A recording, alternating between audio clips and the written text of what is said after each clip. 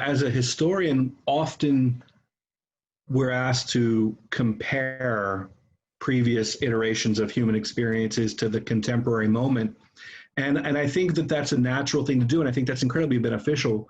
One of the best things about the study of the past, and particularly a pandemic like the one that the United States and the world experienced in 1918, was trying to generate some kind of best practices and responses and lessons from that event that are applicable today. I think in some ways, however, it's very difficult to compare the two pandemics. Back in 1918, there was no viral vaccinations that wouldn't come along for the flu until the 1940s. And so right now, a lot of people kind of pin their hopes on the development of a vaccine, which can in many ways inhibit or halt the spread of the coronavirus. And I too share that optimism that a vaccine might be the thing that brings this all to an end. Realistically, however, we might actually be looking at a pandemic more like that in 1918, which took more than 26 months to pass through the world population and develop a large death toll, but a lot of immunities as well.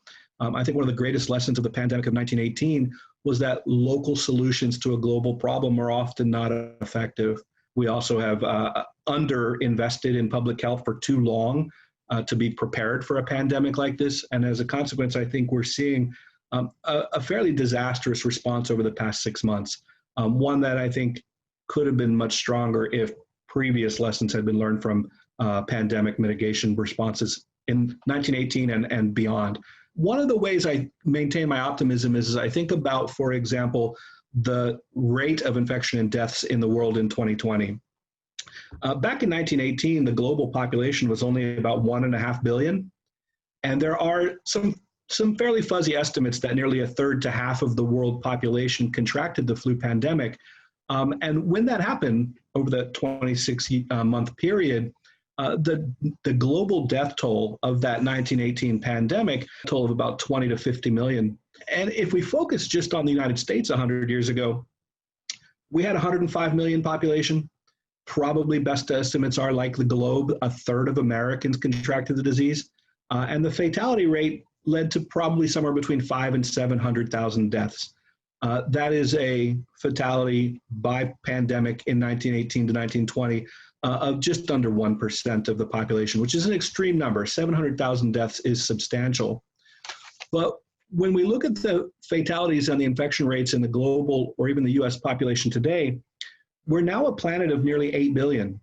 And the infection rate globally, best estimates right now are that 1 million have died out of 260 million infected. And it would take an enormous increase in infections and deaths globally to replicate anywhere close to the proportion of the loss of life in 1918. Now, that's not to say that this pandemic comparatively is better or less fatal than that occurred in 1918. We are still very early. We are only sort of 6 months beyond the public concern over this pandemic in March. But I think that the ability for them to replicate the proportion of loss of life as occurred in 1918 is actually unlikely. We need to do a better job of investing in public health. We need to provide responders to the infection rate with the protective gear they need. We need to invest in all of the necessary lab equipment for testing, for vaccination. We need to develop that vaccine. I also think that we need to invest in public health in general so that people with other health-related issues are not made vulnerable by the transmission of this coronavirus. We simply have more medical knowledge about how to trace, prevent transmission, and treat this disease. If you're inclined to look for more information about the disease, the coronavirus in 2020, please pay attention to medical experts rather than politicians or television news programs. Go to the source, go to the experts, try and avoid partisan spin, try to avoid people that are glib and uninformed.